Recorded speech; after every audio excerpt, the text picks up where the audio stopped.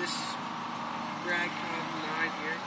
We're just going to make a video first about the Conibear traps, and then we're going to have another video later about the long springs and some jump traps. And what we have right here is a 330 Conibear trap, and we don't have the setters right now, so we can't set that. And right here we have a 220 Conibear trap with locks on it right now. And then right here we have a nice little 110 Conibear trap. It's good for like muskrat, weasel, squirrels, little stuff like that. Pretty good little trap, especially to begin with. And then right here we have the two of our wire stretchers we use. And we like the wire stretchers. Mainly because they're easy to use and they're quick. And one thing I recommend, like, we usually trap muskrat, and I leave a little bit of the tail on because it's really tough. And these little hooks right here, almost looks like the barbed wire, you hook into those so you can get more stretch out of them and get more money out of this. Alright, so I'll start setting. And right here is the 110 Conibear trap. I'll set first. And what you do is, right here is your spring, and right here is your trigger, well, two triggers, and this here is your dog, and then right where your triggers are, there's a little rest, and that's where your dog lays. Okay, so how you set this is by squeezing together on your spring, and then squeezing your trap together like this, and then you just want to adjust that yourself. You just want to flip this over, so it's like that. And then you flip your dog over like this.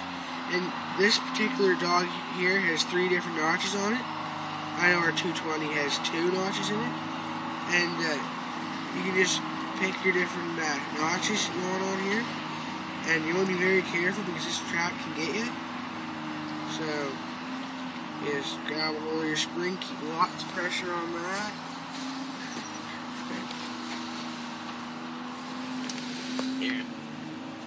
And that is a set 110 Conibear trap. And how I unset them is I just grab a hold of this, flip your dog over, and you hold on to your springs. And as you let go of this, your springs will spread apart. Just hold on to your springs. And that's your 110 Conibear trap right there. Trap. And right here is our 220 Conibear trap, which you could use for taking a beaver, raccoon, sometimes a little otter.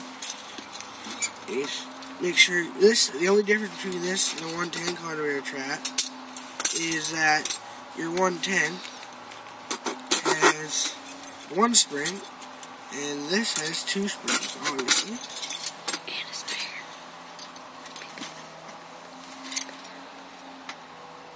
And it's bigger, obviously, 220, 110.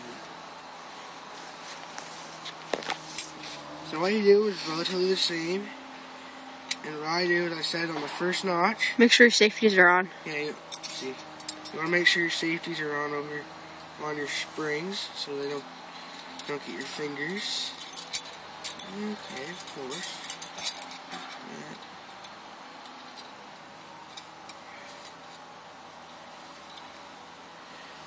That's it. And that is your set 220 Conibear trap, and I'll just show you. This represents your coon, your beaver, your otter. And what it does, you can set this in like a trail set, it's good in a trail set, and they just come through, and they hit their head off the 2 triggers. Maybe. Yeah, I would have done that. No. And I can throw. And it's like this, and that's what gets it. Oh, that spring went off. Yeah. Anyway. And then when you go to your trap, I mean, it goes, oh yeah, let's see this off here. But that here, this here, okay, is your 220 Conibear trap. Good trap. And this is your and like I said, this is your 330, which is relatively the same as a 220, except yet again bigger. And it's you don't want to begin with that because it's a big trap.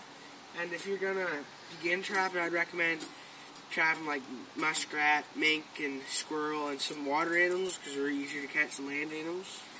And I already explained the stretchers and why we like the wire stretchers. Remember, if you buy a wire stretcher, you have a wire stretcher, make sure you leave just a little bit of the tail with your skin in because it's tough, and you can really get those in there and stretch it good.